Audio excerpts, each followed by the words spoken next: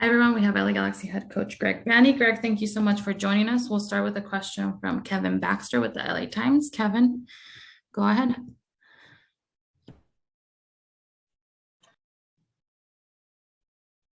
You're muted, Kev.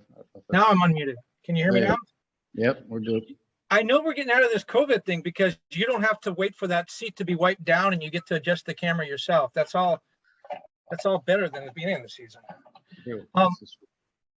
Chicharito just talked about every team wants to win every game, and so you're not in the exact position you want to be, but you are in a position where you can take care of things yourself. There's no scoreboard watching. It's up to you. You can think about a point you may have lost in August or whatever, but right now it's totally in your hands. How does that feel as a coach? Is that kind of the position that, given where you are, this is the best position you could be in? Yeah, I mean, aside from being in already and starting to think playoffs, yeah, I think we're focused on the task at hand. We're at home, we're in front of our fans in our stadium. With us controlling our destiny here on the weekend. I think, if you want to draw a scenario you're playing in, this is one of them. So, yeah, we're good.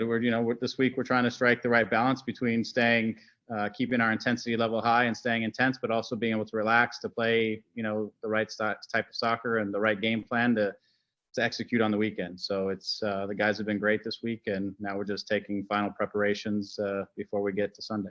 Is this a difficult situation as a coach? Because obviously it's a big game. You want your guys to get geeked up for it, but if they get two up, they can get tense, and maybe that's not the reaction you want. Yeah, I think it's there's always in every situation, there's always trying to find the right balance between intensity and emotion, but also relaxation and sort of free-mindedness so you can make good decisions. That's the game. That's any sport. That's any scenario that you're in. You want to have the right balance there. And so, with this week, the guys were super intense yesterday and competed very, very well yesterday. Today, we brought it down a little bit, let them sort of clear their minds, and then tomorrow we'll start to ramp back up for the game again, just to try to find the right emotional place and the right amount of relaxation, so again we can be in the right frame of mind to go compete. You can't keep guys on full tilt for an entire week, or else they won't be ready on Saturday. So again, trying to find that balance through the week, which is what the group's been doing. Thanks a lot. Good luck. Yep. Thank you. Thanks, Kevin. We'll go with Damian Calhoun. Damian, go ahead. Hey, Greg, how you doing? Good, Damian. Thanks.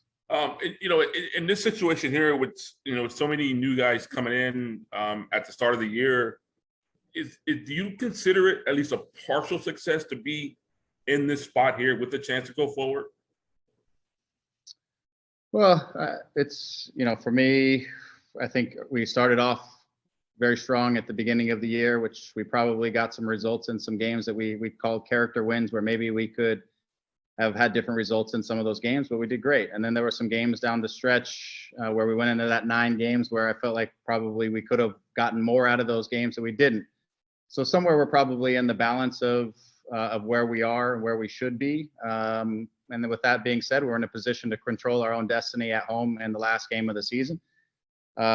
Based off of our start, I would like to say we would have been a little more secure and in the playoffs because we did get off to such a good start this year. But in MLS, things always tend to kind of balance out over time in some ways. If your team is not one of the elite teams yet, then you're going to balance out. You're going to go through your streaks. You're going to go through your ups and downs, and we certainly did. So I think we're somewhere around where we probably are at the moment, but we have a great opportunity here to put ourselves in the playoffs. And I also think that if we can do our job on the weekend, then we're playing a little bit with house money when we go into the playoffs to really try to go for it, because it's a young group with an inexperienced group that has some capacity to get results against anybody. We just went into Seattle in a tough place to play and could have won that game. And so we have shown the capacity to be able to beat anybody at any time. It's the consistency that we've got to grow into. And this week we've got to perform under a little bit of stress. Which is a good opportunity for us to grow as a group. And if we can do that, then I think we'll be ready for the playoffs. This is essentially a playoff game, we've said that for several games, but this is a play-in playoff game because if you lose, you're potentially done. So that's the reality of it, which is a great experience for this group. And if you can do well in this group, it's like the old play-in games in the past. The teams that won the playoff games, you never really wanted to face them in the next game because they had that emotion already and that experience under their belt. So it gives us that opportunity. I think there's a lot of like I said, opportunity in this for this group. All right, thank you. Yeah. We'll go with Josh Guessman. Josh, go ahead. Hey, Greg, thanks for taking the time. When you look at 5 teams playing for 3 spots, it feels pretty unique, and just put into the fact that only Portland really has a spot locked up. There are teams from 1 all the way to 9 playing basically, for a result.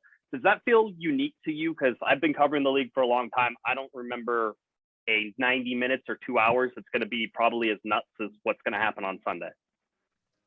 Yeah, we were talking about that here yesterday. It's just the amount of games that have something riding on them is really unique at this time of year. Usually things aren't quite as tight. Some things are a little separated, but first place is up for grabs. You have the final spots in our group, especially, that are up for grabs, and every game is meaningful in some ways, except for the Portland game and maybe the Dallas game in the back end. But every other game has something big riding on it, and makes for a wild day. In some ways, I'm happy to be playing in it with something to play for. But as a spectator, there's a lot of things going on which will make it exciting. I think an exciting day even for MLS, just for everybody to try to keep track of everything that's going on, should be a wild ride, as you said. Are you guys doing anything logistically wise? Is anybody's job to be scoreboard watching on the backside, or are you just focusing on winning this game, and whatever happens after 90 minutes happens after 90?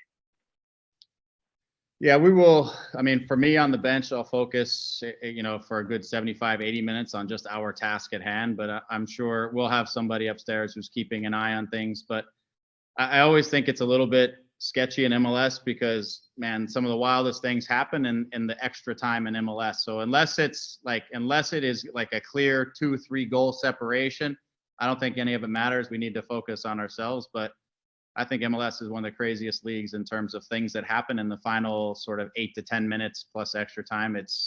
Scores can change in a flash. And so I don't want to get too comfortable in that capacity. I think we really need to focus on our results and giving ourselves the best chance.